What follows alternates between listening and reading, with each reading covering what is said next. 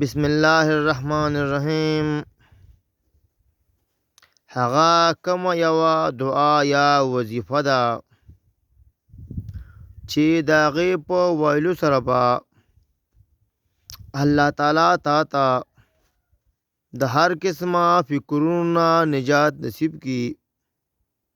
هغه وظیفه دا ده څوک چې وپیري دغه دعا یا وظیفه سهار او ماښام لولي نو دته به الله تعالی د هر قسمه فکرونو نه نجات ورکړي.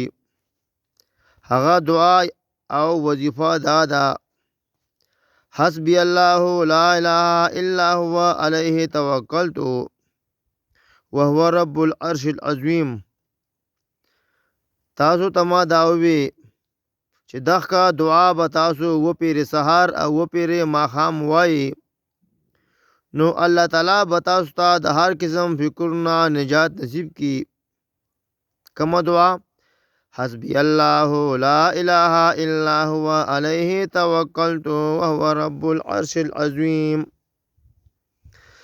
دا دعا ابو داود کې وګورئ. الله تعالی دې موږ د قرآن او د احادیث په لار روان کړي. السلام علیکم ورحمت الله وبرکاتہ.